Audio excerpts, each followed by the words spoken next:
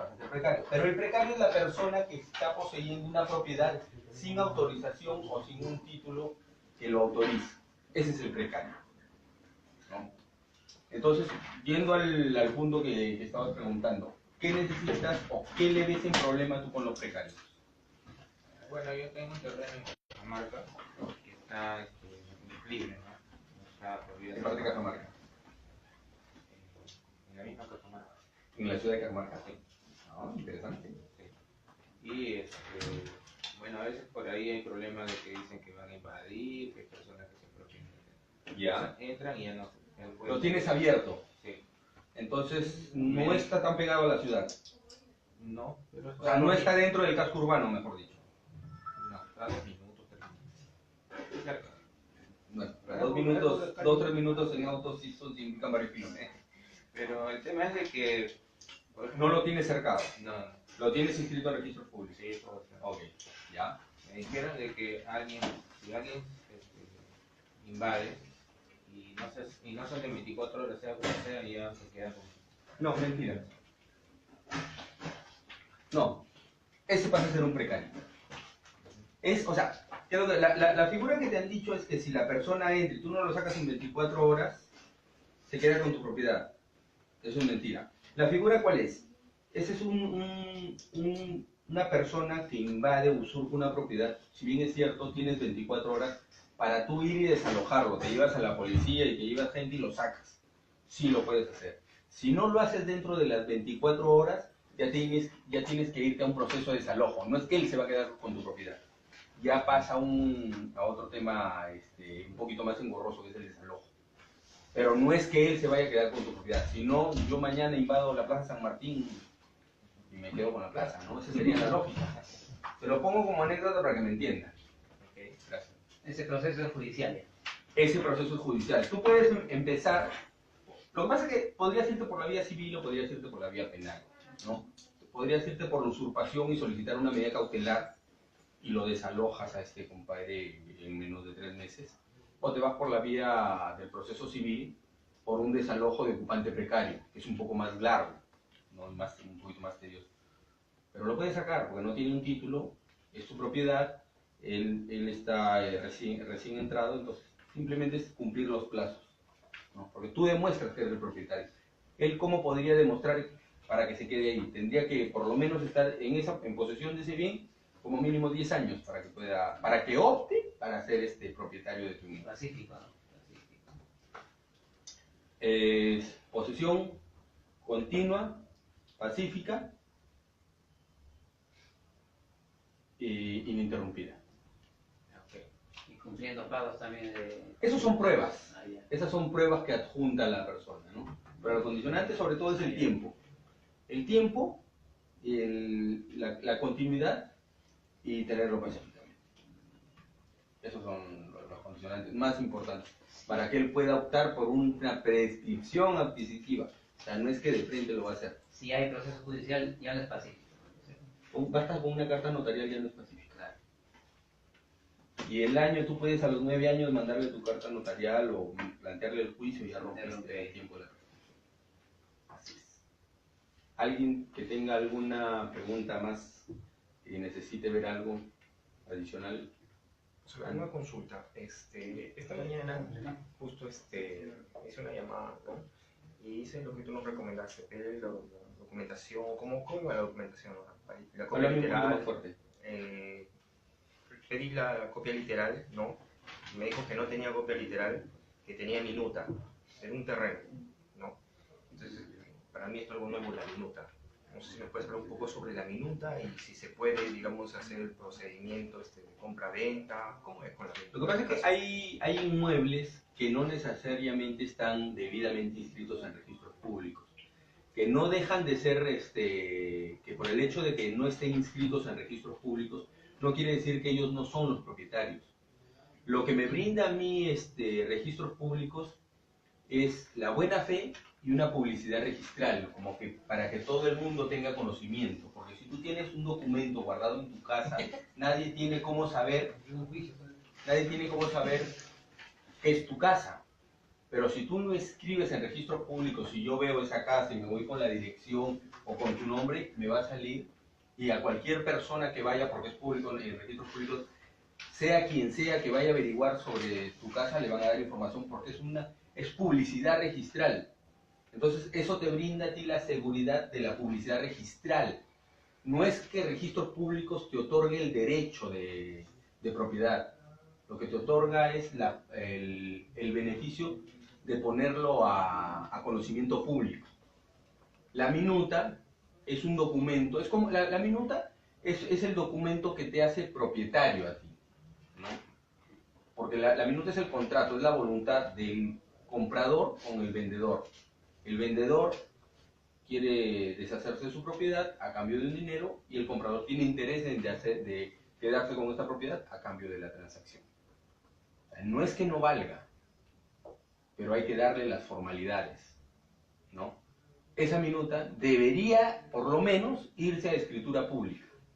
La escritura pública, entre comillas, debería ser algo de conocimiento público, pero no es tan público como lo es registros públicos, valga la redundancia. Porque yo no sabría a qué notario acudir para saber que tu propiedad tiene una escritura pública. Pero si yo voy a un ente del Estado que está a disposición de cualquiera de nosotros, voy y pido la partida de tu inmueble y me la van a entregar. Claro, voy a pagar, pero me la van a entregar y yo voy a tomar conocimiento. Cualquiera de nosotros va a tomar conocimiento de ello. Pero yo no sabría en este caso, teniendo tú una escritura pública, no sé en qué notaría la tienes, ¿no? O sea, no sabría cómo averiguar. Si bien es cierto, dice escritura pública porque antes se determinaba de esa manera, porque había pocos notarios y tú podías ir a averiguar. Pero ahora tenemos pues, infinidad de notarías y no sabemos cómo está esa propiedad. Entonces, es decir, que para hacer el proceso, o sea, le recomendaría no trabajar con minutas, sino con que lo lleve a registros públicos. Lo ideal sería llevarlo a escritura pública, pero no quiere decir que no puedas hacer la transacción, pero tendrías que revisar el antecedente, ¿no? ¿A qué me refiero con el antecedente? ¿Quién le vendió a esta persona? ¿Con qué título le vendió a esta persona? ¿Y esta persona cómo adquirió? O sea, saber cómo nace esta propiedad, cómo viene el tracto. Nosotros le llamamos el tracto. El tracto es cuando pasa de una persona a otra. Ese es el tracto sucesivo. Así tipo minifan, igualito, ¿no? Pasa uno, pasa otro, o sea, viene Juan de los Palotes, con fecha tal, pagó tanto y se lo vendió a Pedro. Pedro se lo vendió a Héctor por el monto de tanto. Héctor se lo vendió a Joaquín por el precio de tanto en tal fecha, tal. Ese es el tracto. Tiene que haber una continuidad. Y esa continuidad la veo en la notaría. Cuando le pregunto en qué notaría usted adquirió. Lo que pasa es que la minuta debería hacer referencia a ese antecedente. O sea, este propietario la adquirió de fulano de tal, ¿no? Entonces ya hay un antecedente. Y el otro de atrás tiene, este fulano de tal la adquirió de este. Así es. Y el anterior debe tener, la heredó, la compró, se la dio el Estado, X, ¿no? Hay un tracto, cómo adquirió él esa propiedad, cómo vendieron. Lo mismo pasa con las posesiones, ¿no? Se la trasladan al otro concesionario, el otro concesionario, y así se van yendo cada uno. Pero para eso también, o sea, no solamente es tengo que revisar el contrato, tengo que revisar los documentos municipales, ¿no? Porque eso me va a brindar también seguridad, porque la municipalidad, siendo un ente público y del Estado, también yo registro mi propiedad ahí. Entonces eso también me brinda a mí una seguridad de que esta persona es el propietario. Porque si bien es cierto, yo voy y declaro a la municipalidad, pero hago una declaración jurada, ¿no? Entonces, en teoría, lo que yo estoy declarando a la municipalidad es la verdad. Entonces, eso tendría que conversar con la minuta que tú tienes o el testimonio que podría tener este señor con lo que dice la municipalidad. Claro que muchas veces tenemos que, normalmente cuando se hacen urbanizaciones, tenemos manzanas y lotes. ¿Se dan cuenta de eso? Y después ya vienen las calles, ¿no? Y ahí viene Girón Bolognesi, Grau y etcétera. Entonces ahí tú me puedes decir, no, pero acá dice Bolognesi y acá dice manzana. Sí, pero pides un certificado de numeración y nomenclatura y te va a decir que Girón Grau, que es ahora, antes era la manzana y lote que tienes acá. Entonces eso tiene que concatenarse y eso tiene que volcarse a registros públicos. O sea, no es que no se pueda hacer esa transacción, pero hay que darle las formalidades que tenga más fluidez este inmueble, esta propiedad, ¿no? ¿Alguno más por ahí? Una consulta. Este documento, mira, esta Ah. propiedad están vendiéndola y ahí ese documento nada más. me dice. Pruebas de posesión. Asociación de Defensa de Tierras Agrícolas del Distrito de Cuyo, ¿verdad? ¿Y quién la está vendiendo? El hijo dice la mamá es la propietaria, dice. Y el hijo lo quiere vender. Hay que ver el antecedente, ¿no? Porque acá lo que te van a vender no es el predio, sino la posesión. Ya. Es distinto. Ah, El predio te lo va a vender recién la asociación. Tú tienes que formalizar. con la asociación. Claro. Si ven, claro, lo que pasa es que cuando son predios en posesión, lo que adquieren ustedes es la posesión del inmueble y tienen que formalizar mañana más tarde con el real propietario, que es la asociación. La asociación debe estar inscrita en registros públicos, Ya. con partida electrónica como persona jurídica, y el terreno que tiene esa asociación también está determinado en registros públicos, anexándose esa partida que la asociación inscrita con la partida tal es propietaria del inmueble de mayor extensión de tanta área, inscrito en la partida número tal. Entonces tú adquieres la posesión y de ahí vas a la asociación o la comunidad o el ente que es el real propietario y le dices, quiero independizar ese predio. Y vas a desmembrar ese predio y le vas a generar una partida independiente. Le vas a independizar mejor. Allá lo puede registrar en registros Claro. públicos ahí. Pero, ojo, si van a comprar posesiones, deben tener en claro que la asociación o la comunidad, la directiva, tenga las facultades para disponer de bienes de la comunidad. Ya, o sea que Si no, quita toda esa cosa. están adquiriendo no posesión ni propiedades, están adquiriendo un problema. Y en este caso, Gonzalo, ¿esto qué significa? Y en este caso se puede hacer ante juez de paz, por decir, ¿no? Depende de la ubicación. Lo que pasa es que el juez de paz lo que va a hacer es darle formalidad, Ya, ¿no? Si no hay notario, lo puedes hacer ante el juez de paz. ya. Incluso la misma transferencia con la asociación. Ya. De ahí ya puede ser ante notaría y registro. Claro, lo haces en el juez de paz y de ahí lo elevas ya. No, si Mediante hay, la notaría. pues. si hay notaría ya no necesitas juez de paz. Ya. Juez de paz solamente cuando no hay. Este son algunas, no hay. Con el juez de paz y eso ya lo elevas a escritura pública. Ya. Acá tienes, a ver, anotación preventiva de sucesión intestada. ¿Qué es lo que quiere decir la anotación preventiva de sucesión intestada? En primer lugar, ¿sabemos lo que es la sucesión intestada? ¿Es un bien para repartir entre los? No. ¿La sucesión qué es? Mi papá se muere y nosotros, sus hijos, y mi mamá, su esposa, somos la sucesión. Ya. Eso se forma la sucesión. No habla de inmuebles. La sucesión es herencia. ¿No? La sucesión intestada es cuando mi papá muere y no ha dejado testamento. Está contando, ahí el testimonio, no el testamento. El No está el testamento. testamento. Claro. Intestada es cuando Sí, no hay No hay testamento. Sin testamento. Claro, sin testamento. Entonces, yo solicito la sucesión intestada, ¿por qué? Porque como mi papá no dejó un testamento, todos los bienes pido que pasen a nombre de la sucesión intestada. Entonces el juez ordena, verifica que todos los herederos universales se agrupen y se ponen las acciones de acuerdo a los porcentajes que le corresponden. Normalmente los jueces no mencionan los porcentajes, sino dicen los herederos son fulano, fulano, fulano, fulano.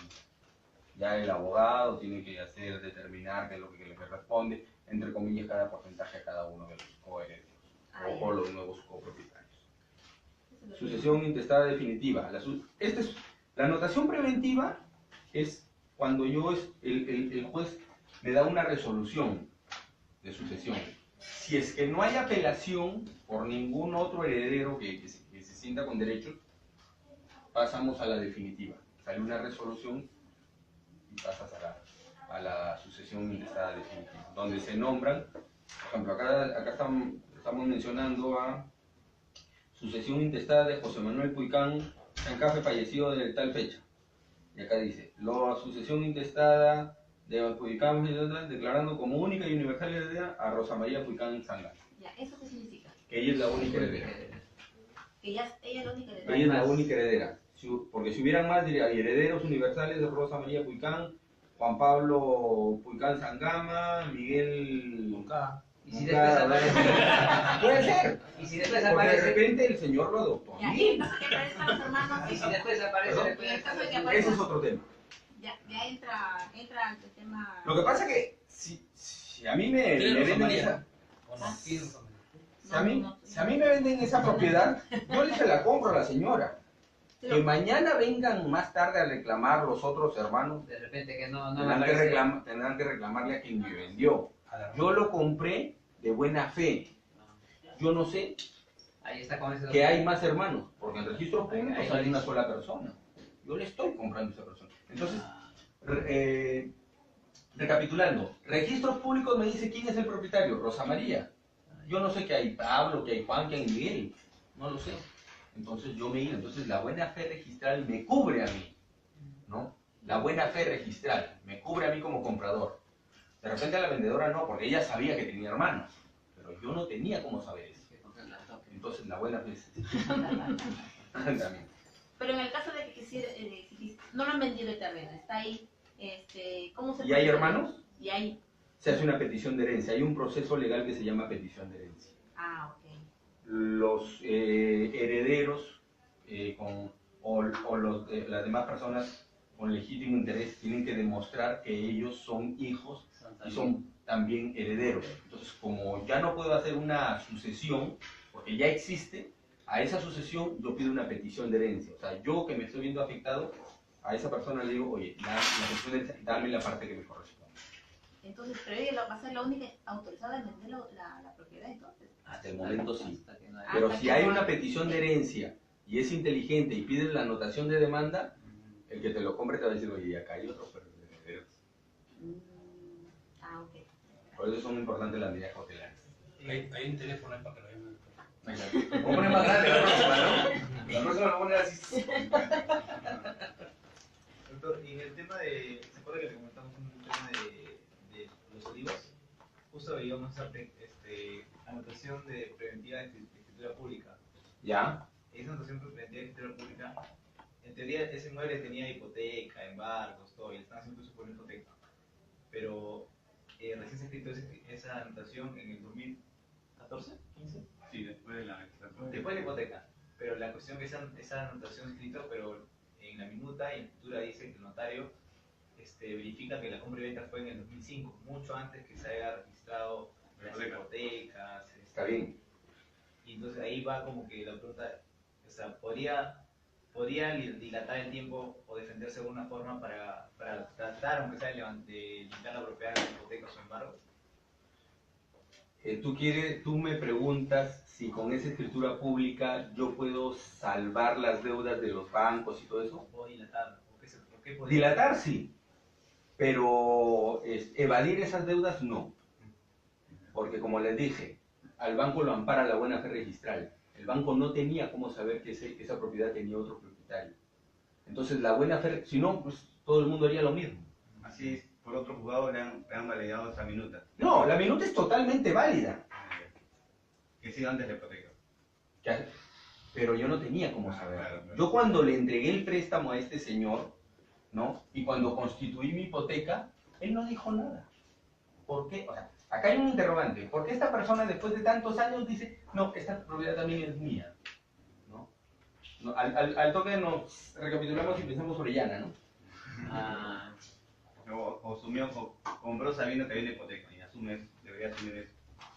Es que no puedo comprar asumiendo una hipoteca porque en teoría me estás diciendo que esta anotación o esta escritura pública es antes de la hipoteca. O sea, si tú me dices que esta compra-venta que es totalmente válida, si yo hice la hipoteca el 2005 y compré el 2006, yo sabía que venía hipoteca, entonces tengo que ver que primero se soluciona lo de la hipoteca y se soluciona lo mío. Pero si yo compré antes y no lo inscribí, tengo que primero asumir esa responsabilidad. Porque fue, entre comillas, mi responsabilidad no registrar mi propiedad. Porque esta persona hizo disposición de mi propiedad, entonces yo tendría que irme contra la persona, no contra el banco. Entonces sí podría ser dilatar el tiempo, el juicio. Pero más que dilatar, nada más. Porque el banco está en todo su derecho de ejecutar porque lo ampara la buena fe registral. Y cuando hay una inscripción en una propiedad X, embargo, primero de hipoteca y luego un embargo de una persona natural. Hay una prelación. Exacto, pero es Quien constituye primero es quien primero va a cobrar. así sea el embargo. Mira, si el embargo está acá, si el embargo es del 2004 y la hipoteca es del 2005, ¿quién cobra primero? 2004. 2004. Si la hipoteca es 2004 y el embargo es 2005, Igual. Esa prelación es por la inscripción en los registros públicos. claro. O por la. Los derechos reales. No, por la demanda que uno hace en Pueblo Es la antigüedad la que prima. Porque yo embargué primero, entonces tú constituiste una hipoteca sabiendo que había un embargo. Por más que tu hipoteca, o sea, esté bien bonita, bien constituida, todo lo que quieras, mi embargo estuvo antes. Entonces primero tienen que resolver, valga la redundancia, primero lo primero. Y si fuera al revés, primero la hipoteca, luego el embargo y el embargo ejecutan la demanda. El hipotecante tiene que apersonarse y decirle, oye, acá hay una hipoteca que me corresponde. Y el hipoteca cobra primero. Claro. El otro sigue el proceso, pero yo ya me apersoné. Cuando rematen, yo cobro primero hipoteca, después tu embargo. Lo mismo sucedería con el embargo. Yo cobro primero, después tu hipoteca. Ahí me interesa si es que hipoteca es un derecho mayor que el embargo, ¿no? Mi embargo puede ser por 1.000 soles y la hipoteca por $1.000.000. Yo cobro primero mis 1.000.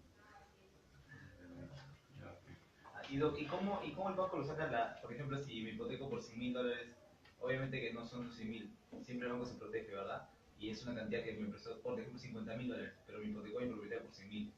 ¿Cómo sacan los intereses anuales? ¿O hay una tasa? Porque te lo entregan. Cuando a ti te dan un cronograma, te entregan, te presto 50.000 al interés de tanto, y este es tu cronograma. Tu cuota va a ser 5.000. De los 5.000 me pagas $100 de capital y 4.900 de intereses. ¿Y la tasa cuánto promedio? Sí. Es que depende de cada banco. Te pueden dar 9, 10, 11, 12, creo que hasta 13%, 12% creo que es ahorita el más alto, ¿no? Anual. Y es acumulable, supongo, ¿no? O sea, No, te cobra anual. Pero no te prohíbe que tú hagas amortizaciones o una cancelación anticipada. Antes sí había penalidades por cancelación anticipada, ahora ya no, está penado.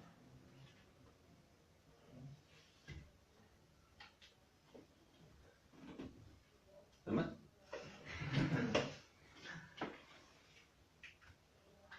Eso es lo que estábamos mencionando. Ahora me apunté. Se pierde.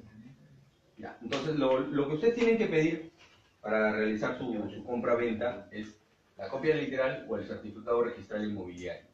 La copia literal es todo el historial del predio. Desde el primer propietario hasta el último que figura en registros públicos. Eso se lo va a pasar Miguel. ¿Se lo vas a pasar al ¿no? ¿Cuál? ¿La presentación? Sí, sí, se publica en el grupo de... Ajá. No presten atención a mí de esto. Eso se lo van a pasar. No, es que no, si no se pierden. La documentación municipal, lo que les estaba hablando, el PU y el HR, donde está el detalle de la propiedad, ¿no? PU es el predio urbano, es porque puede una persona tener más de una propiedad en esa misma localidad. Entonces el PU es una hoja por cada uno de los predios que esta persona pudiera tener. Y la hoja resumen es el detalle del total de predios que tiene, ¿no? Más adelante ahí se los voy a mostrar. El DNI de los propietarios. ¿Por qué? Porque yo tengo que verificar que quien me está vendiendo sea realmente el propietario. Y si yo veo que no es, entonces, una de dos. O me quieren tomar el pelo o es un apoderado. Si es un apoderado tendría que pedir yo los poderes. Y revisar si tiene las facultades de disposición de la propiedad. Si tiene facultades para vender esta propiedad.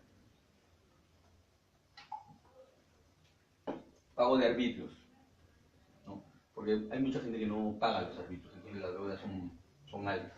Si bien es cierto, el notario me pide los del último año, pero la municipalidad para darme las del último año me va a exigir de los años anteriores. Entonces, tienen que pedir su copia literal para revisar si existe alguna carga, gravamen o dificultad frente al inmueble para que ustedes puedan realizar el tráfico de ese inmueble entre sus clientes, ¿no? Para darle fluidez a esa... Porque yo veo, sí es bonito, atractivo el precio, todo, pero viene una carga, un gravamen que me puede... No, la carga y gravamen, quiero que lo tengan claro, no impide el tráfico, ¿no? Pero sí dificulta la venta, sobre todo al precio que yo quiero vender, o al precio que me haría ganar a mí. La hipoteca no es un impedimento, porque se va a pagar con el precio, ¿no? Ojo, cuando hay una hipoteca lo primero que hay que pedir es una liquidación al banco, para saber cuánto es lo que se está debiendo y cuánto es lo que se tiene que pagar del precio compra-venta, cancelar esa hipoteca para que se levante esa hipoteca. Porque hay gente que dice, ah, ya, te lo venden 100.000 y la hipoteca por 100, sí, mañana pago. Le diste los 100.000, se fue y te quedaste pagando 100.000 y con 50.000 para seguir pagando. No, por eso es muy importante revisar este tipo de cosas. Las cargas son mayormente restricciones. Yo tengo un terreno que tenía para 5 pisos. Ojo, Pepe el Vivo construí 6, 7. Esos excedentes tienen cargas por la municipalidad. Entonces no lo voy a poder vender fácilmente. Si yo los quisiera vender, voy a tener que venderlos en efectivo solamente. Ningún banco me va a financiar ese tipo de cargas. Porque Cargas son multas. no son multas, sino son restricciones de la propiedad. Y las municipalidades están en las facultades de poder solicitar la demolición de esto. Y las cargas también tienen registro, se pueden registrar. Sí, por eso están, todo todo se registra. Claro, hay cargas que si no las registran, tú no tienes cómo saberlas. Por eso se registran cargas y gravámenes. O sea, hay una parte en las partidas que dice cancelaciones, cargas sin gravámenes, títulos pendientes. Y en las documentaciones no es necesario pedir el CRI, o sea, solamente Claro, por el o sea, tiempo de El antigüedad. CRI es el certificado registral inmobiliario. O sea, más que todo nos guiamos el CRI o también puede ser la copia literal. Lo que pasa es que en la copia literal tienes todo, y en el CRI es un resumen de todo. Lo que pasa es que cuando pedimos en un CRI es cuando una partida es demasiado extensa.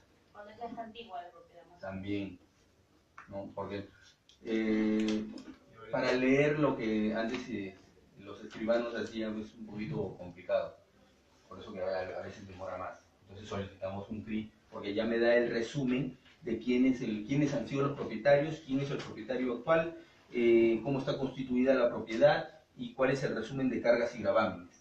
Pero me va a decir, tiene carga y gravámenes por tal, pero voy a tener que revisar cada una de ellas. ¿No? Si tiene anotaciones de demanda, si tiene embargos, todos esos son cargas y gravámenes. De todas las cargas, ¿cuál es la que demora más en levantar? De toda la carga, la que demora la municipal, porque nunca la vamos a levantar. Carga técnica. Una consulta, en el certificado registral está el nombre de una persona y en el municipal está el nombre a pagar precio de la otra persona. Puede ser, ¿Se puede vender? sí. Pero lo que pasa es que el notario lo que me va a pedir el notario, nosotros los abogados le llamamos que la documentación converse. Que es que la documentación converse, que ambos digan lo mismo, ¿no? Que los documentos municipales digan lo mismo que dice registros públicos. Por decir, no, el notario me va a decir, oye, por acá me estás vendiendo, por decir, la manzana en el lote 40, y acá me estás vendiendo Girón Bolognesi 345. Demuéstrame que es lo mismo. Entonces adjunto el certificado registral inmobiliario. Perdón, el certificado de numeración y nomenclatura. Nomenclatura, nombre, numeración, el número que están haciendo. Yo le consulto con respecto al nombre. Es lo mismo. ¿Al nombre de la persona? Sí, son también. nombres diferentes. Sí, porque estamos hablando de un inmueble que nunca le cambiaron el nombre, pero yo puedo ir con la partida y decirle, señora, oh, mire, acá está ahora el nuevo propietario, se cambia el contribuyente.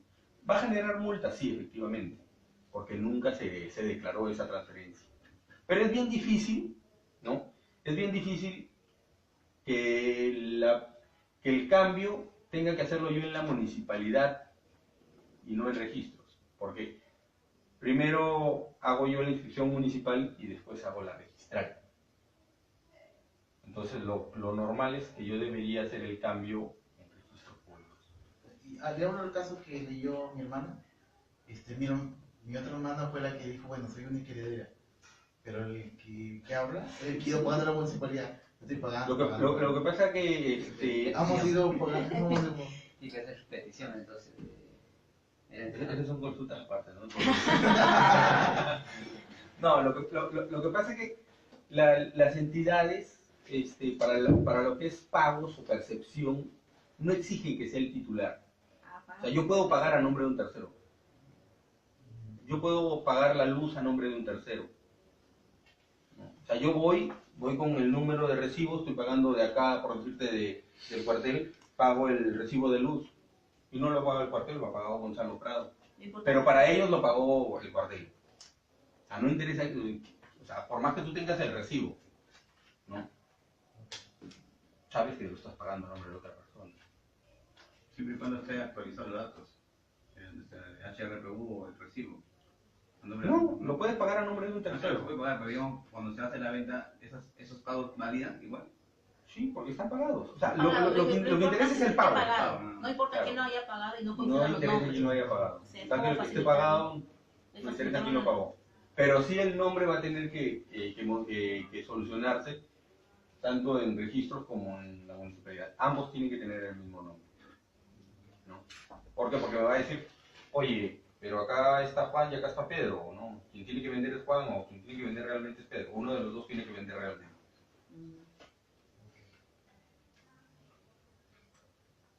Esta documentación opcional, por eso sí les sirve a ustedes, ¿no? Es el certificado de parámetros. El certificado de parámetros mayormente es cuando son casas o terrenos. Cuando son departamentos no les sirve de mucho porque no pueden hacer nada más ahí. Salvo que quieran poner una tiendita dentro de un condominio, ¿no? Que les pide que sí les autoriza. Ahí sí les podría servir el certificado de parámetros. Pero no les va a servir para otro tipo de cosas. Pero sí cuando compran una casa, porque mayormente compramos una casa para seguir edificando o darle un uso comercial, ¿no? Vivienda taller, como comercio, etcétera. Ahí sí le sirve el certificado de parámetros. Los recibos de luz y agua, porque se venden propiedades y a veces el mismo propietario viene, se da palo y me debe hace 6 meses. ¿Ah? Dicen, no, pero me dijeron que estaba al día. Te dijeron que no estaba al día. Por eso lo pongo como documentación opcional, pero siempre es bueno tener que los servicios estén al día. Y la copia de los planos de edificación, porque a veces uno quiere hacer alguna modificación o algo, ¿no? Y distribución para saber dónde están columnas, ese tipo de cosas. No es documentación importante, pero es documentación que podrían tener y puede servir para hacer más fluida su compraventa de bienes. ¿Alguna pregunta hasta acá? Cuando es una compra de acciones y derechos, ¿qué documentación adicional de lo normal hay que saber? Es lo mismo. Es lo mismo. Claro. Porque en el PU y el HR, acá te va a salir quiénes son los propietarios. Son dos. Pero no necesariamente por ser dos, ambos tienen el 50%. Puede uno tener el 25%. Puede ser tu mamá y tú. Tu mamá heredó de tu papá el 50% y ella como heredera. Entonces tiene el 75% y tú solamente tienes el 25%. ¿No? O podría ser que tengan 10, bueno, ya. Pero más o menos ese es el ejemplo. No necesariamente copropiedad significa que todos tenemos partes iguales. Hay que determinar por quién tiene tantas. Porque en la documentación municipal es decir, propietario del 10, 20, 30, 40 o X%. Lo expliqué en un grupo anterior, saneamos una documentación de un bien del año 50 y tenemos copropietarios con el 0.25%. Pero ese porcentaje que no define. No, es que no está definido, se hace una aproximación y se hace una declaración. Y al hacer una declaración todos, entonces se da por cierto. Porque el juzgado, nos pidieron que el juzgado determine, pero el juzgado no determina, él dice que son copropietarios y ya. Ellos determinan, el grupo. Ya, se ponen de acuerdo, porque yo puedo tener el punto 33.366, 44%, pero le pongo 4 y el otro pues tenía 6.5, le puede poner 6 o le puedes poner 7 y se ponen de acuerdo para que Todo tiene personal cívico, ¿no? Claro, todo tiene personal. No, pone 100. Si no, uno tiene, el que tiene 120 tiene los aires. En subsuelo. Eso es lo que mencionaba, ¿no? Acá hay una parte que dice cargas y gravámenes. Acá se registran todas las cargas. Acá las cancelaciones, que son los levantamientos de las cargas y gravámenes. ¿No? Acá son los títulos de dominio. 1, 2, 3, y acá está la descripción de la propiedad, ¿no? El año, cómo está distribuida, las áreas de linderos, ¿no? La rectificación que hubo en este caso. Eso es lo que van a encontrar ustedes en esa copia literal. El número de partida. Tienes cómo han ido los propietarios, el primero, el segundo.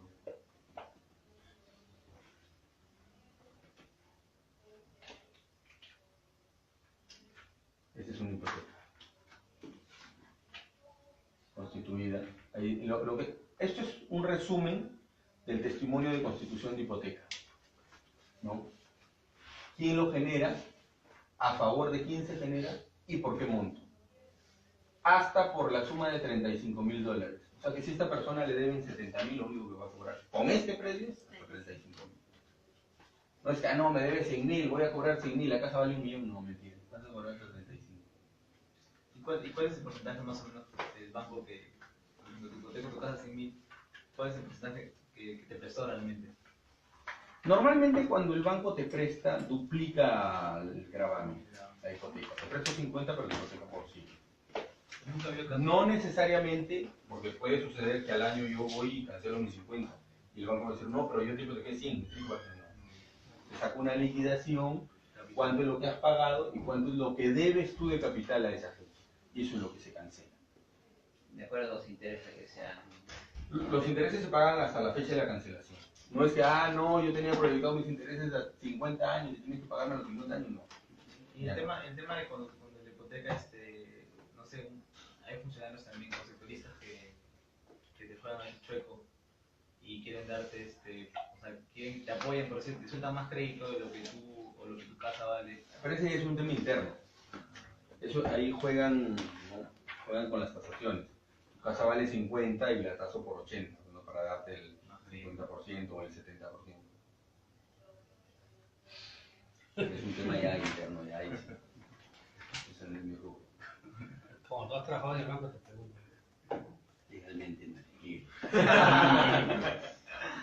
No, sí, o sea, sí he visto esos casos, ¿no? Porque me han tocado propiedades, una de ellas en Chimbote que yo veía que te valía pues $80.000, tenía 2 años y no se vendía y me fui a ver y ni Gráculas iba a vivir ahí.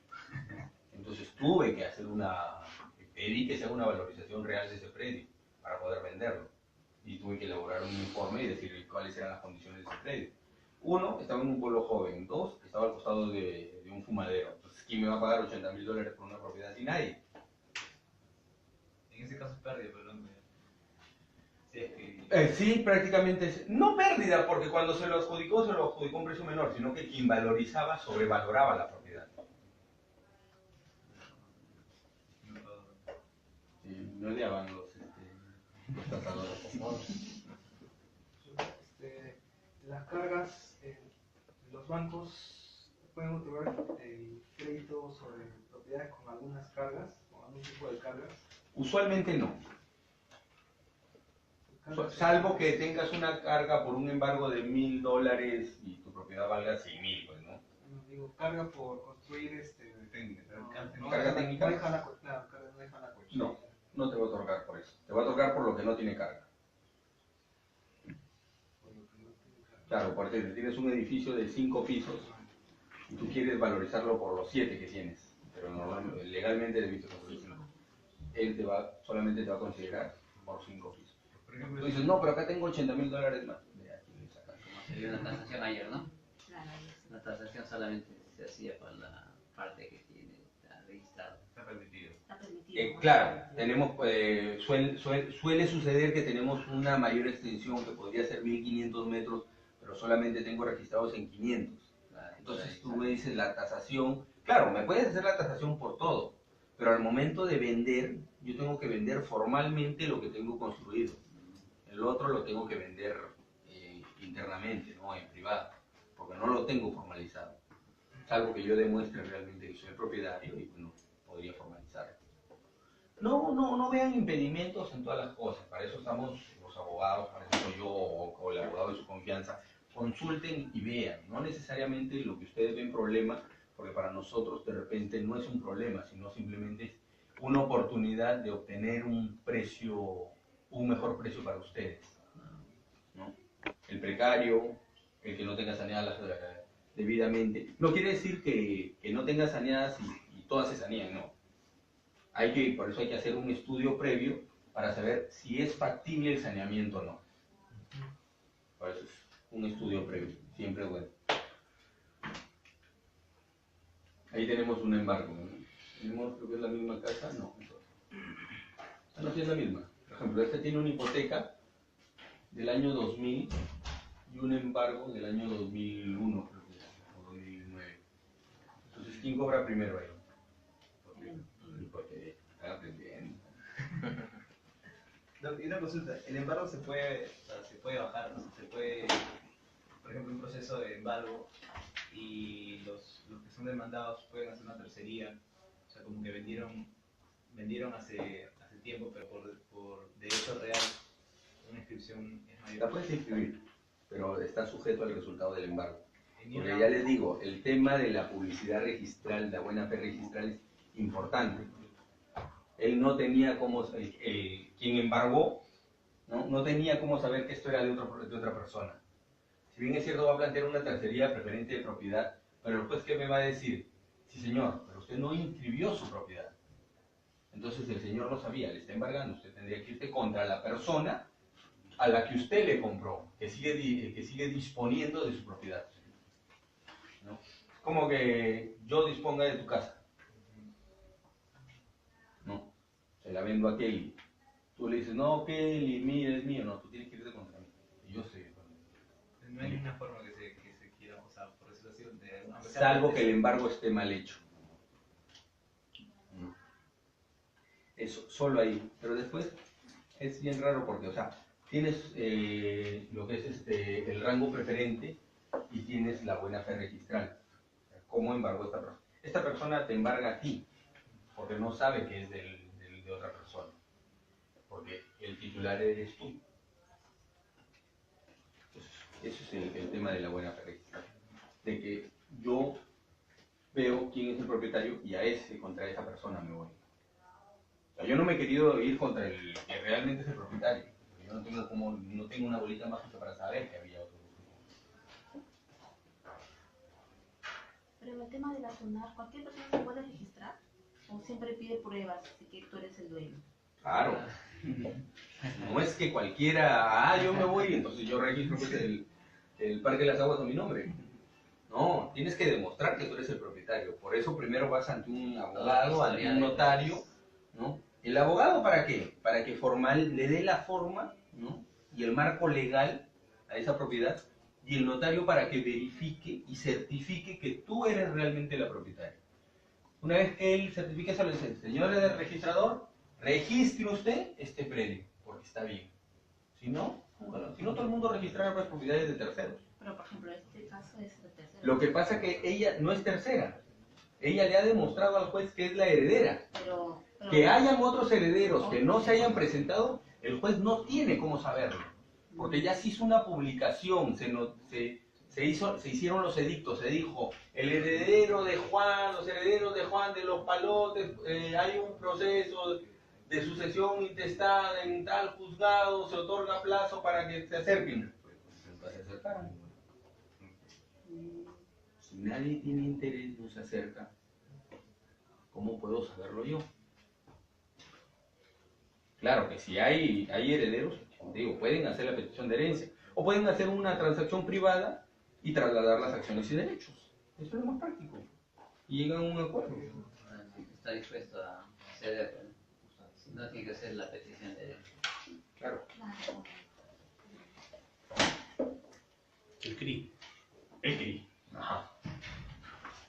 Certificado registrado inmobiliario, lo que les mencionaba, ¿no? La descripción del inmueble, quiénes son los titulares, el primero, el segundo titular, las cargas y gravámenes, los títulos pendientes, porque puede estar limpio el predio, pero tiene un título pendiente. El título pendiente puede ser cualquier tipo de anotación, una compraventa, un embargo, hay algo que está por ingresar, que está en calificación. Ese es un título pendiente. Todavía no ha ingresado, ¿no? Pero puede ser cualquier tipo de carga o gravamen que va a ingresar. O puede ser simplemente una transferencia que está pendiente. Entonces, si veo que hay un título pendiente, lo que puedo hacer es suspender y averiguar qué título es el que está pendiente. Porque yo quiero hacer una transacción, puedo hacer la transacción, entrego el cheque y salió una compraventa que ya le habían hecho ayer. Entonces yo pierdo. Entonces tengo que revisar cuál es el título que está pendiente. Porque la propiedad la vendieron ayer. Yo la estoy comprando hoy día. Pero si me alerta, ¿no? Hay un título pendiente, averigua qué hay. Es decir, que si se quiere bloquear, lo que te tienes que fijar es en el título pendiente. No, Si hay un título pendiente, es que hay un acto que está por ingresar ahí, antes del tuyo. El bloqueo de la partida es distinto. Yo tengo acá, no hay títulos pendientes, hago la transferencia y le digo, señor notario, bloqueeme la partida. Entonces, Pablo, cualquier acto que ingrese, que quiera ingresar después del bloqueo, no va a poder hasta que yo termine con mi acto. Yo termino con mi acto y recién va a ingresar. Y si es incompatible, ya no puede entrar. ¿Por qué le hablo de incompatibilidad? Porque Juan le está vendiendo a Pedro, pero ya le había vendido a Miguel. Pero Miguel se demoró en inscribir. Entonces yo bloqueé, me ampara la buena fe registral, acá no hay la venta a Miguel, yo bloqueo mi partida. Entonces cuando él quiere ingresar, le voy a decir un ratito, primero que ingrese esta. No, pero la mía es primera. Sí, pero no la ingresaste tu debido tiempo. Entonces, ¿vas a hacer valer tu derecho? Sí, pero en otro tipo de proceso. Entonces, por eso sí se recomienda siempre, cuando hay tipo de compra-venta, sobre todo cuando tenemos alguna duda por ahí, bloquear las partidas, ¿no? Es un pago que se hace, pero es preferible estar seguro y bloquear para que tu acto de compra-venta o transferencia o el acto que tú estés haciendo esté protegido por determinado tiempo. ¿Cuánto duran los bloqueos? De 30 a 90 días. Porque yo tengo un caso, bueno, yo vendí una propiedad en Surco y en agosto se vendió, ¿no? Firmó el dueño, le entregaron su cheque, un comprador. Y bueno, ya ha pasado tiempo y siempre me dio la curiosidad, ¿por qué nunca me llegó la alerta registral de la inscripción de la compraventa a favor de los compradores, ¿no? Y hoy ya que he revisado, desde agosto que se entregó el cheque hasta hoy día, en la partida lo único que sale es bloqueado a favor del banco que va a dar el préstamo o que ha dado el préstamo y a favor esperando que los dueños inscriban su compraventa. ¿Pero por qué no te mandó la alerta? No, La alerta registral es por cualquier tipo de acto que van a hacer esa partida. Claro, pero digamos... Así sea un bloqueo. Claro, pero digamos que se hizo la compraventa en agosto y el comprador todavía no ha escrito su compraventa. ¿Y sigue bloqueada la partida? Está bloqueada. Dice bloqueo legal esperando a favor del comprador y a favor de Fogimar. ¿Bloqueo legal o hipoteca legal? Legal, bloqueo legal, dice. ¿Bloqueo legal? ¿La tienes ahí? Bueno, bloqueo en tiempo legal. Y entonces eso significa que el dueño sigue siendo dueño y yo no sé por qué. No. El anterior año. Que todavía permanezca su título no es que siga siendo el dueño. Es distinto, tienen que tener bien claro eso. El hecho de que ambos plasmen su firma en las minutas ya dejó de ser dueño. Y el comprador pasa a ser el nuevo dueño. Así no haya cancelado la totalidad del predio.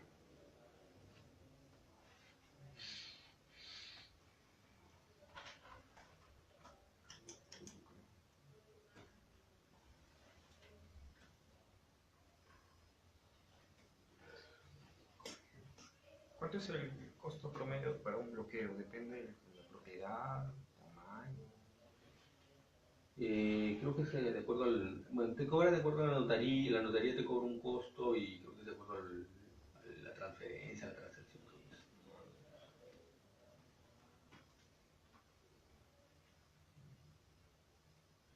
Bueno, así es como se quedó.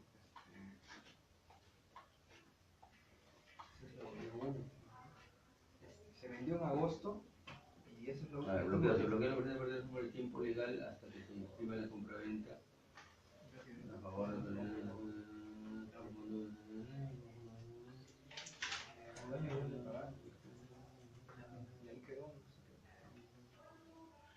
que se olviden de levantar el bloqueo es otra cosa.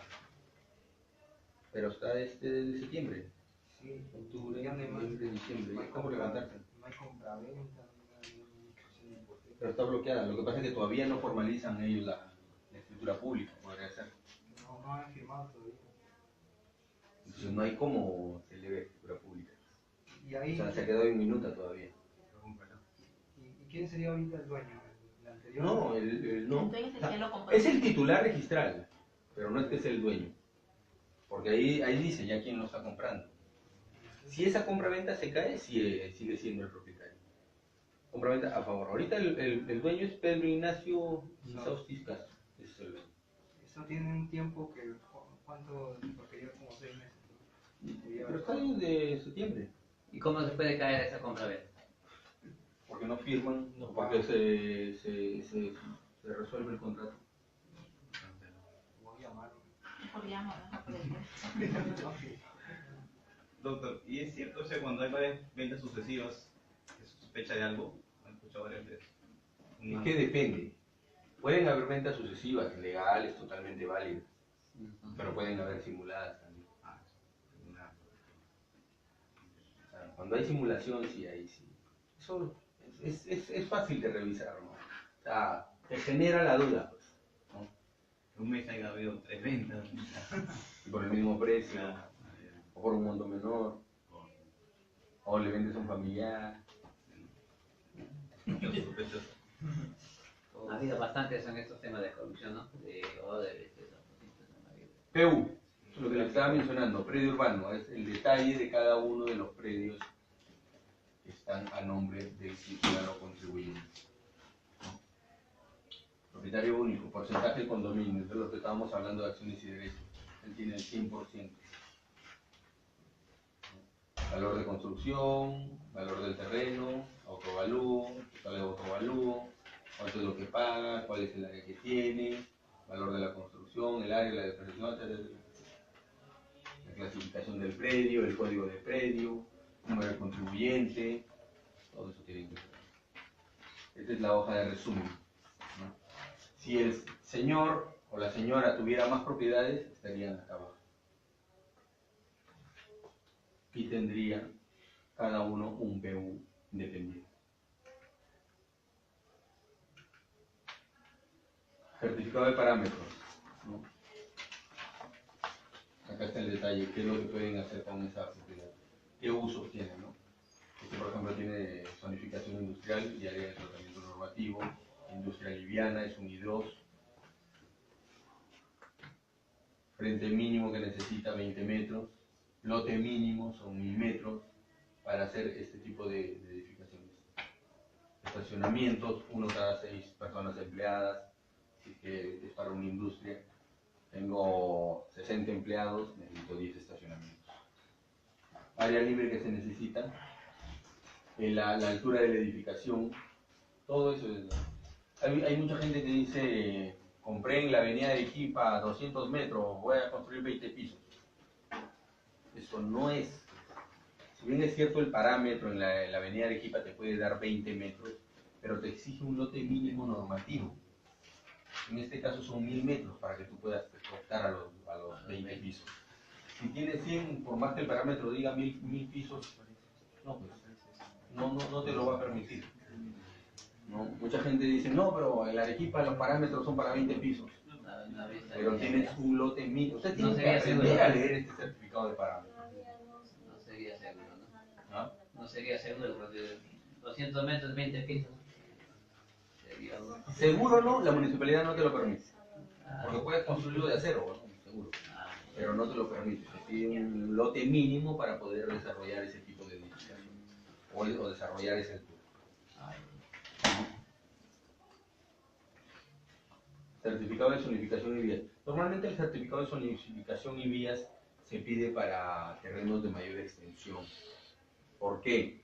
Porque yo puedo comprar en Lurí o en Cieneguilla, donde quiera, pues estoy armando mi proyecto y viene la municipalidad y me toca, señor, por en medio de su terreno va a pasar el nuevo tren o la línea amarilla. No, pero ya hice mi proyecto.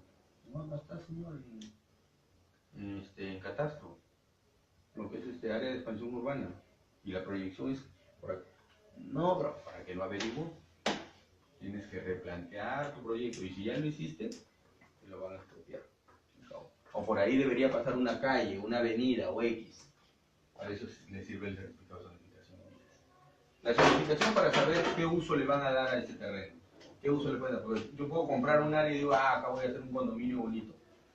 Pero en este caso es solamente uso agrícola. No me van a permitir hacer viviendas ahí. Tendría que yo sustentar y hacer un proyecto de cambio de uso o X, ¿no? Pero acá no.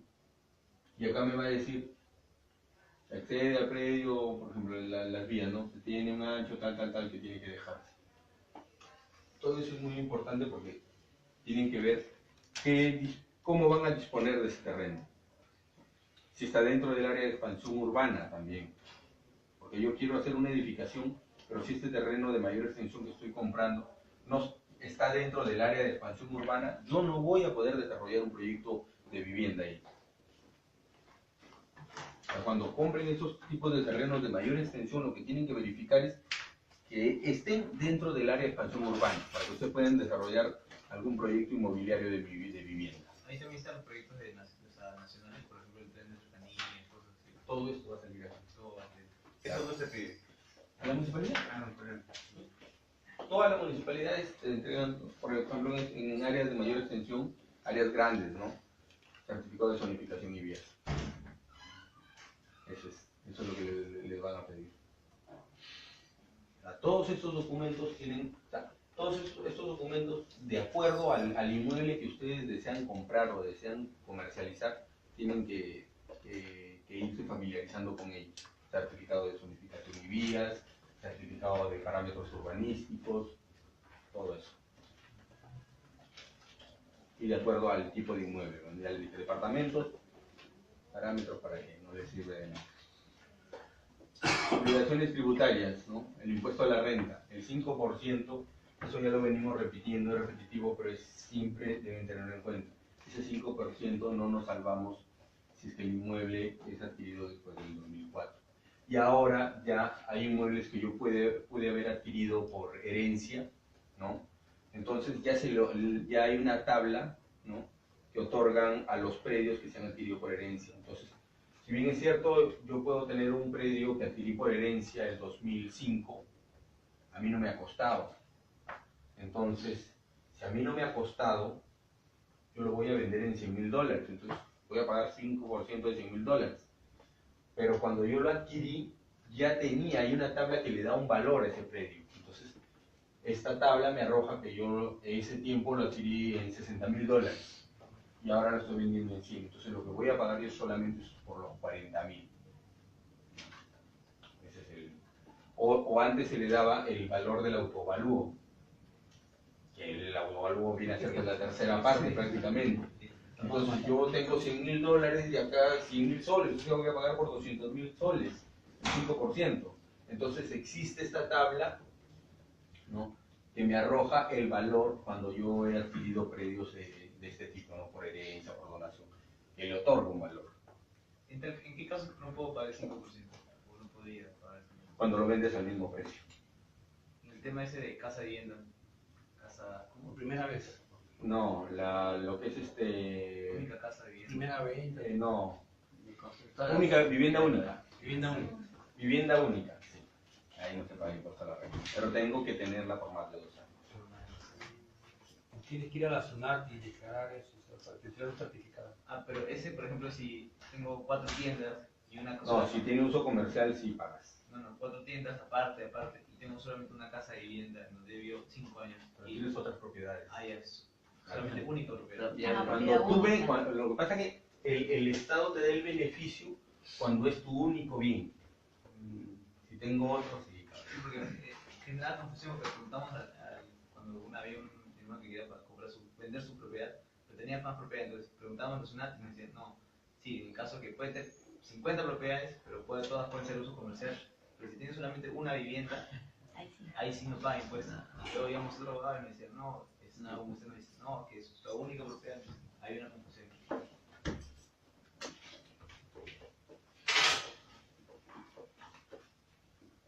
Bueno, esto ya lo tienen claro el impuesto a la renta, ¿no?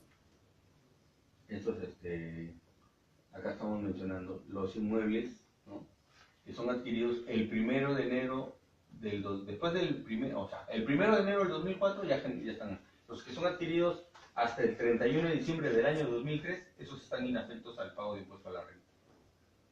Solo ahí, ¿no?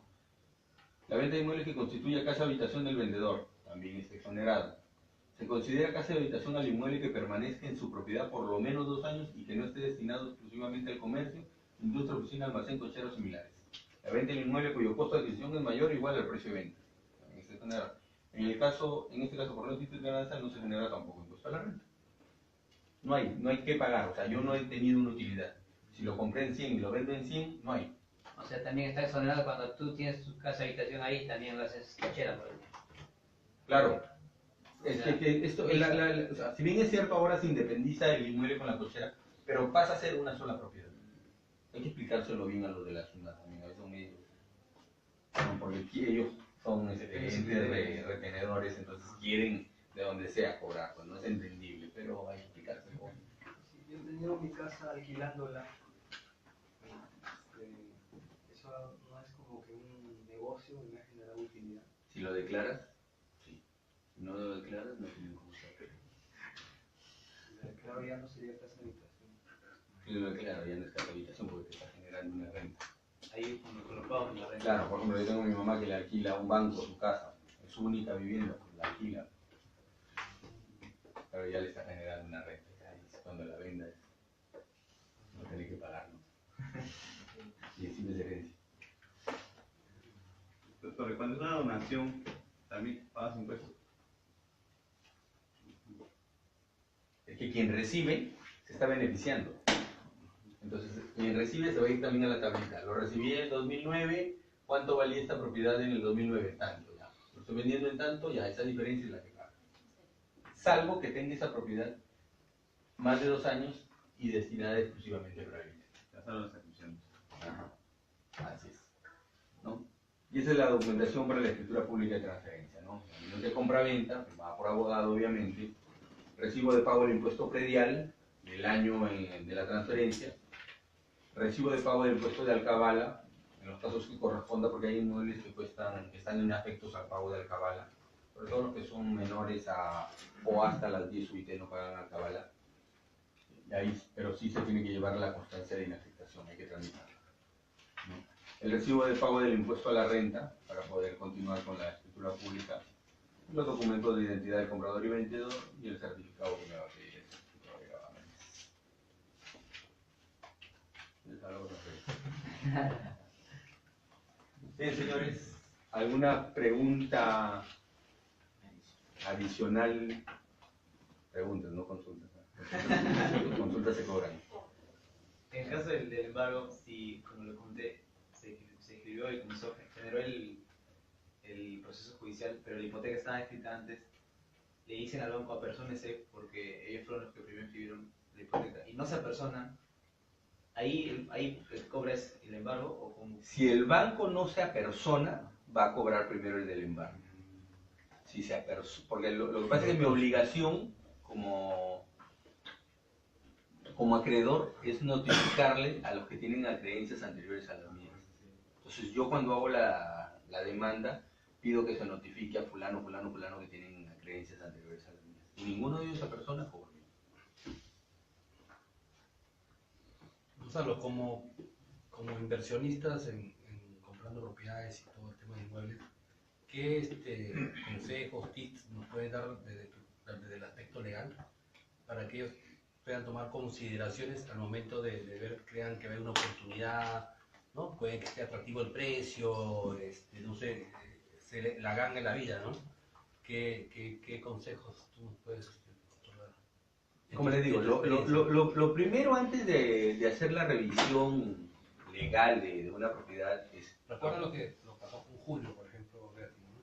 Claro, lo que pasa que el tema de la revisión es un tema más de seguridad para ustedes, seguridad en su inversión, ¿no? O sea, nosotros los abogados no estamos solamente para hacer defensas o ponerles trabas en el asunto, sino para decirles cuál es el porcentaje y si es cuáles son sus factibilidades de riesgo de inversión, ¿no? Yo les puedo decir estamos en un 50-50, en un 80-20, en un 100%. ¿Por qué? Porque si yo encuentro documentación que no me la quieren mostrar, pero ya la experiencia nos dice a nosotros acá falta algo, acá algo no está bien. Entonces suele suceder, pero a veces por querer hacer el negocio lo vemos atractivo, entonces no tomamos en cuenta esas cosas, ¿no? Porque decimos, no, pero voy a ganar tal porcentaje, ¿no? O X. Pero siempre es bueno, como les digo, tienen que revisar la documentación, que la documentación, que quien les va a vender sea el real propietario. Y si no, en caso de posesión, o en el caso que también tuvo cuando tuvimos con Julio, Julio se confió porque era ya un cliente de él, ¿no? Entonces ya tenía una confianza. Si bien es cierto, hicimos un contrato, pero él después hizo un contrato posterior al mío, ¿no? Y por mayor cantidad. O sea, no quiere decir que porque no hacerlo conmigo, pues, o sea, se perjudicó, no, o sea, no es la maldición de Gonzalo, no. Sino que él no se aseguró bien en ese. Entonces, y no inscribió su propiedad en la municipalidad. No inscribió, o sea, no blindó prácticamente su inversión. Si bien es cierto, yo no les puedo asegurar al 100%, pero trato de mitigar sus riesgos, ¿no? Y les digo, oye, acá va a haber riesgo, acá. Porque hay transacciones totalmente transparentes, que por ahí salta pues una cosa, por ejemplo, una petición de herencia en el transcurso que yo estoy haciendo, yo no tengo cómo saber eso. Y no es por eso de que el abogado es malo, no vio que había un tercero que estaba pendiente ahí. No hay cómo saber esas cosas. Pero yo tengo que, por lo menos en la documentación que me dan y en la experiencia, tengo que tratar de blindarlos a ustedes. Entonces lo que sí necesito es que ustedes verifiquen la documentación. No se asusten. Para eso tienen mi número, tienen mi teléfono, me llaman, tengo esto, ¿no? Hay un montón de gente que me llama, todos los días me llaman, quiero saber esto, ¿no? Ya si ahondamos en otra cosa, y eso es otro tema. Pero no es o sea, no es para que me tengan miedo. No, ya les he dicho, no muerdo, ¿no? Tengo cara de lobo, pero no. Gonzalo, y con respecto a si, por ejemplo, alguien realiza préstamos con garantía hipotecaria, igual como... ¿no? Los préstamos con garantía hipotecaria Porque tú viste que también en la retroventa, que es una opción... Claro. Lo que pasa es que el préstamo con garantía hipotecaria, son ¿no? sólidos, si bien es cierto, son sólidos, pero al momento de ejecutarlos es más tedioso, ¿no? Entonces, yo lo que recomiendo es hacer las transferencias sobre esos préstamos con pacto de retroventa. ¿Qué significa el pacto de retroventa? Que si yo le doy determinado monto a X persona, esta persona me va a transferir su propiedad, no se asusten, porque hay una condición, que si esta persona me devuelve lo que yo le estoy prestando, mi obligación es que yo le devuelva lo que él me entregó. O sea, el trueque de las cosas, ¿no? Es totalmente seguro y totalmente válido. ¿Cómo me podría yo quedar con esta propiedad? Con la condición es que él no me pague. Si él no me paga, yo puedo o quedarme con la propiedad, pero si estoy prestando $30,000 y tengo una propiedad de 100,000, ¿no? Él me tendría que devolver los 30,000 y yo devolverle la propiedad. Pero si no me devuelve los 30,000, yo puedo pactar que como no me está cumpliendo la condición de devolverme el dinero, yo me quedo con la propiedad, pero tampoco puedo ser abusivo. Entonces, tengo que devolverle a él 30,000 más. O sea, adquiero la propiedad por 60 y me quedo con una ganancia de 40. ¿No? Porque por 100,000 no me voy a quedar con una propiedad del mío. ¿No? Hay que ser justos también. Eso está en contrato, supongo. Claro, eso tiene que estar en el contrato. Si tú tú le brindas más seguridad a la otra persona y ustedes también tienen seguridad en recuperar su dinero, ¿por qué? La otra persona, si está segura que la va a devolver, no tendría por qué poner ningún pero en decirte, ok, te firmo la retroventa, porque la condición es que si yo te devuelvo, tú me devuelves. Es un trueque. Claro, pero ya, ¿cuál es el punto principal? Que si yo hipoteco, tengo que hacer una ejecución de garantía, demostrarle al juez que me debe, que no me debe, y hasta eso pasó 1, 2 años, 3 años. En cambio, en el pacto de retroventa es más fluido, y con el condicionante es más fuerte, ¿no? Si no me pagas, es mío. Si me pagas, te devuelvo. Lo único que tiene que para que se vuelva propio no pagar, y además la condición de no pagar, ¿qué más? Es también creo que le mandas una carta notarial por no haber algo así. No, claro, se cumplen las formalidades. Bueno, oye, me estás debiendo, ya se cumplió el plazo. Si no me pagas, esto surte efecto. ¿No? ¿Y es una inscripción o hay automáticamente? No, ya está inscrito en la propiedad. La propiedad la inscribes. Ahí O dice. sea, si pierde más es realmente el propietario. Claro, porque tú inscribes una propiedad y ahí dice compacto de retroventa. Plazo de tiempo. Claro, si en determinado plazo la persona no me pagó, no le devuelvo, y es mía. O pago yo una diferencia que tengo que se excede y X, ¿no? Y eso tiene, o sea, hay un juez, algo que No. ¿no? Eso conoce el notario. Notario nomás.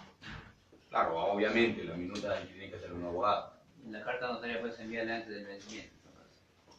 Se la puedes enviar antes o se la envías después. Está muy grande.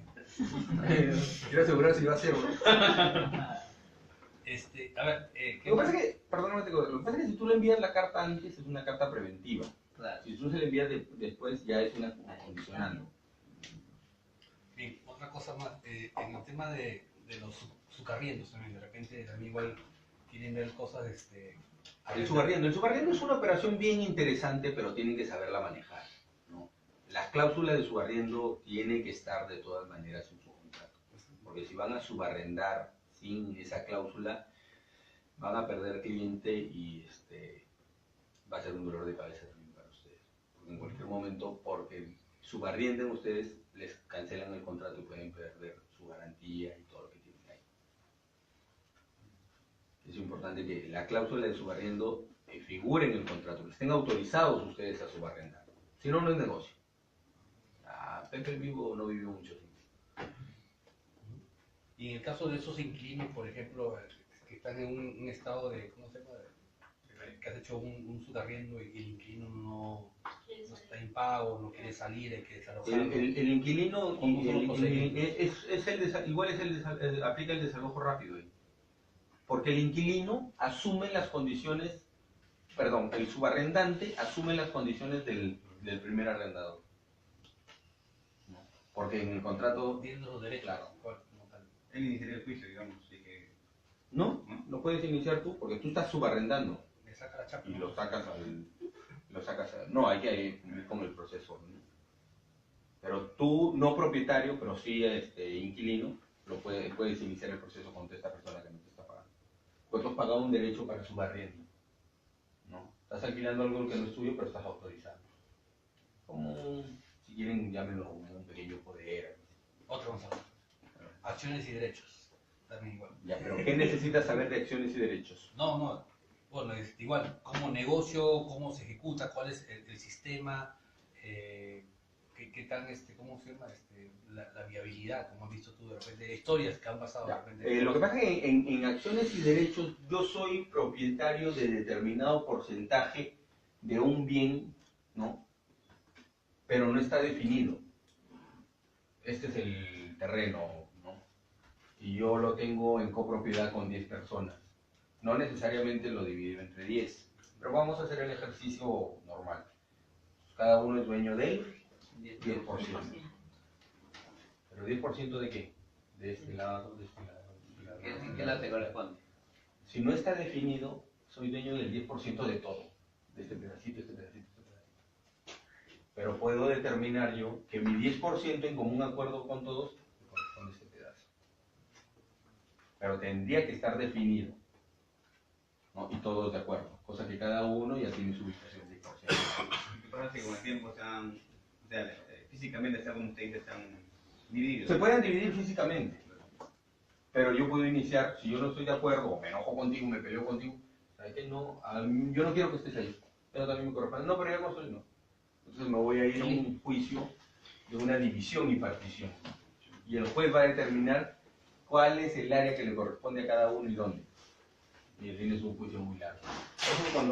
Pero si yo tengo definido, ¿no? Las 10 posiciones, 5 arriba, 5 abajo, ¿no? Yo puedo vender, o sea, todos somos dueños de un todo, pero yo vendo mi 10%, pero como ya lo tengo determinado, vendo mi 10% que corresponde de tal sitio a tal sitio. Compro ese 10% y yo mañana más tarde puedo independizar. Porque ya lo tengo determinado. Por más que no estén de acuerdo. No, es que ya está determinado. Ya ellos dijeron que sí, el 10% que a ti te toca te corresponde en el margen derecho de tal área a tal área.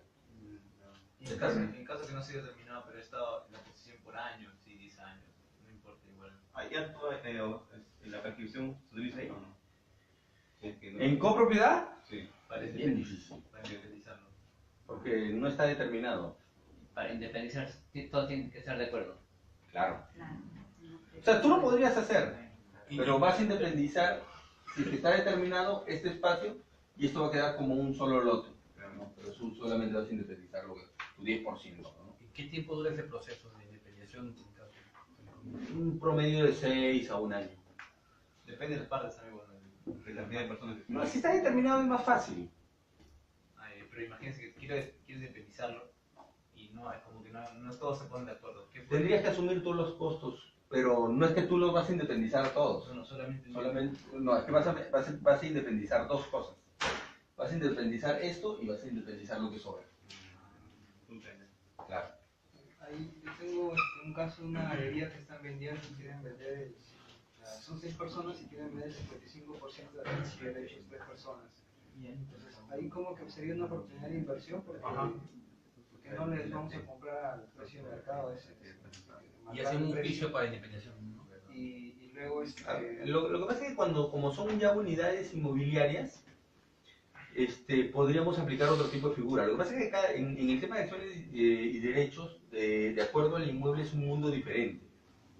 En este caso, como tienes unidades inmobiliarias, se puede hacer una determinación de qué podría corresponderle a cada uno, ¿no? Claro, obviamente tenemos que llegar a un acuerdo con cada uno de ellos. Pero sí es una buena oportunidad porque en este caso, cuando compras acciones y derechos y no están determinados, es una oportunidad para adquirirlos en un valor menor. Ese juicio de acciones y derechos también saca remate, ¿verdad? O sea, uno puede hipotecar o hacer embargo con juicio de derechos. Sí. Claro, porque ustedes pueden ser propietarios de un solo inmueble, pero el que me debe es tu hermano nada más, sin embargo sus acciones y derechos. Él hipoteca su O sea, si yo O tengo, él puede hipotecar sus acciones. o sea, yo tengo unas acciones de derechos de un terreno que el banco te presta, pues, acciones y derechos. Claro, tienes que sustentárselo bien al banco, pero sí te presta. Porque el banco, Pero sí, bueno, yo sí he hecho ese tipo de operaciones. Y he embargado acciones y derechos. algunas ideas que Gonzalo que nos esté dando, por ejemplo, aspectos legales que se puedan presentar en el mercado inmobiliario y que de repente como que en el tema legal se puedan fácilmente manejar. ¿Qué recomendaría? Lo que pasa que... Veo como negocio, ¿no? Pero no sea Por ejemplo, como negocio, la persona que tiene una hipoteca y ya no tiene cómo pagarla, es una muy buena oportunidad de adquirir una propiedad a un bajo precio. Sobre todo si ya tiene un proceso judicial iniciado también. Porque ahí, bueno, ahí hay una negociación especial que se hace una operación, no sé si llamarle tripartita, ¿no? Contra el deudor, el acreedor y el adquiriente, pues en este caso nosotros como inversionistas. Adquirimos a un precio y negociamos otro precio con el banco. Puedes adquirir en algunas oportunidades hasta el 50% del valor del crédito. y por ejemplo, Y te encargas incluso, discúlpame que te corte, incluso ese proceso que te iba a demorar 1 o 2 años lo puedes trasladar en el mejor escenario hasta 3 meses. ¿En el mejor o peor? En el mejor, en el peor es que te tires todo el tiempo. por ejemplo, cuando la persona ya le notificó el banco porque ya dejó de pagar 6 meses, ¿ahí es el momento o tiene que ser cuando ya esté en julio? Cualquier momento es oportuno. Lo que pasa es que Tiene que hablar con las partes, pues con el banco. Claro, lo que pasa es que de acuerdo a cómo esté el avance del proceso, es como la persona a quien están ejecutando es la necesidad de salir de ese problema, ¿no? Entonces el banco cuando te manda la carta notarial de que estás en deuda te pone los brazos acá. Y conforme va avanzando el proceso,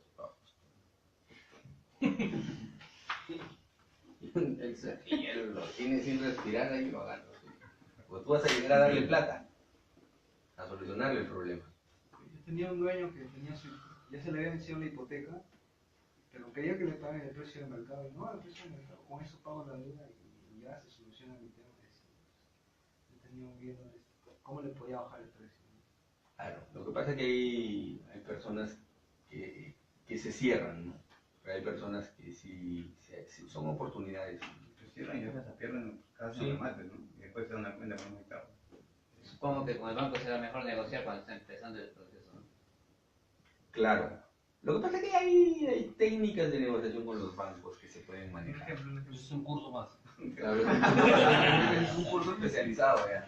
El curso de cobranzas no está dentro del tema inmobiliario. Cobranzas inmobiliarias. No, ¿cómo se llama? Cobranzas coactivas. Negociación y cobranza. No, es uno, se lo digo porque yo he trabajado en cobranza, por eso que conozco el tema. Por eso te pregunto. Para que eso aprovecho. No, es totalmente válido, o sea, no es nada del otro mundo. Es que son situaciones que se presentan. No me lo enseñó mi tío, o sea, eso se aprende con la experiencia, ¿no? Estudiando, revisando. Pero es total, lo que pasa es que es una negociación que haces tú, ¿por qué? Porque ves una oportunidad de un predio de adquirirlo prácticamente en un 60-70%. Todo el mundo dice, no, porque me voy a tener que soplar 2 años. Sí, te vas a tener que soplar 2 años si no sabes negociar con el banco y no sabes negociar con el propietario. Porque si tú logras que estos dos negocien contigo, en 2 meses estás con la propiedad en tus manos. Le solucionaste el problema al banco, le solucionaste el problema al ejecutado y te beneficiaste. Te lo digo porque yo lo he hecho. No es fácil, El teléfono. pero sí se hace. El teléfono lo voy a dar. No, sí se hace. No le tengan miedo. No le tengan miedo. Es cuestión de que se sienten y revisen y analicen si esto es atractivo. Se los digo porque yo tenía una propiedad que se me fue de las manos. No sé si alguien conoce en Surco, Surco, creo que ya llegando a Monterrico, la zona de los batallones, batallón Grau, batallón no sé cuánto. Es una zona bien bonita. Yo tenía un departamento de una señora de 200 metros cuadrados. El banco se le estaba ejecutando por $100,000. Y nosotros le ofrecimos 150,000. Y ese predio, solamente por la ubicación y por el área, estaba más de $250,000. O sea, nos íbamos a embolsar $100,000. Sino que nos ganaron por puesta de mano. Ya había negociado yo con la señora, ya tenía yo prácticamente la negociación con el banco, sino que vino alguien y nos adelantó. Sí, ahí a veces hay que actuar rápido, pero sí hay que tener la plata al toque, ahí sí. En ese tipo de casos sí. Hay que tener la plata a disposición. La base de datos ahí, pues, o sea, la información lo sacaste porque era un cliente El banco. Me pasaron un dato. Me pasaron un dato. Y se puede conseguir, también ya les he dicho, está en remajo.com. Pueden ir tener algún conocido en algún banco, solicitar información, o van al Poder Judicial, o van donde la oficina de Gonzalo Prado. En caso de los bienes adjudicados a los bancos, por ejemplo, el banco quiere vender una propiedad. En este caso también los bancos se prestan, por ejemplo, un inversionista dice, el precio es 200,000, digo, dame a fin de mes para cancelar los 200,000, pero te dejo de garantía 50,000, por ejemplo. ¿El banco accede a esos tipos de negociaciones? Sí, podría ser. Con un compromiso supuestamente de derecho de venta, algo así. Y en ese tiempo uno puede hasta por venderlo sin... Todo es posible, solamente hay que darle la forma. Doctor, un contrato de usufructo se usa para indemnizaciones. ¿Para qué? Indemnizaciones. ¿A qué te refieres? A ver, Porque redondeame la la otra idea. vez llamé a esos que venden en Cineguía, en condominios, y me dijeron, no está independizado, pero o sea, la mayoría ahí, los dueños, propietarios, están a través de un contrato de usufructo. Pero el contrato de usufructo no es un contrato de propiedad, ¿ah? Sí, por eso El contrato de usufructo es el goce y disfrute, pero no la titularidad de la propiedad. O sea, yo puedo... Es como un alquiler. Podría tomarse como un alquiler, ¿no?, por determinado tiempo, y todo lo que genere de utilidad ese predio es para mí.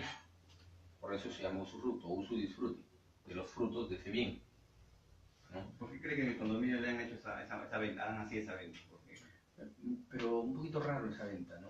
no pueden independizar de repente el terreno, quizás por eso hacen así. Es que no es de ellos. Si ellos son usufructuarios, no es de ellos. No hay cómo lo independizar. O sea, tú no puedes independizar algo que no es tuyo. Es como que tienen una posesión para que vivan. O sea, lo que están vendiendo es el usufructo. O sea, de repente tienen ellos... A ver, tienen, vamos a poner, una comunidad y les ha dado el usufructo y sale 50 años. permanente. Teníamos una con un usufructo indefinido, creo, ¿no? Vitalicio. Claro, te lo pueden dar, entonces tú vendes tu usufructo. Pero eso no tiene que ser propietario. No, Sus derechos, ¿no? así permanente. No vives y No, no es tuyo. Puede traspasar de esa misma figura también. No, pero, ¿y la anticresis qué es? Ya no se usa eso. La anticresis era algo parecido. A lo de... Bueno, una hipoteca. La anticresis, ya no se usa tanto que ya no. Eso no se usa desde más de 20 años, más de 30 años. ¿Dónde has visto anticresis? Otra vez me hicieron como una hipoteca, ¿te acuerdas? Un años, digamos, me acabo de acordar de sí. Ya no se usa esa figura ya. Es como una retrobeta, imagino así.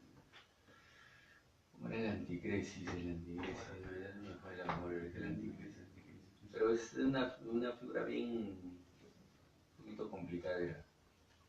Pero sí, o sea, vas a encontrar inmuebles con anticresis porque son inmuebles antiguos. Es una carga también. ¿O no? Es tipo una carga y gravamen que una anticresis, claro. Es como una figura del usufructo. Ah, claro. Te dan antes de que otorgues algo, ¿no? Bien, muchachos, entonces, ¿alguna pregunta más? Bueno, no sé que tenemos más preguntas, pero igual... Lo que sí les recomiendo siempre, ¿no? Cada vez que vengan, traten de traer sus preguntas para otorgárselas acá.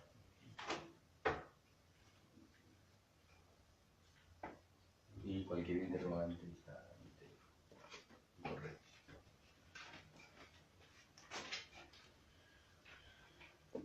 Bien, entonces, gustosa para Espero les haya servido.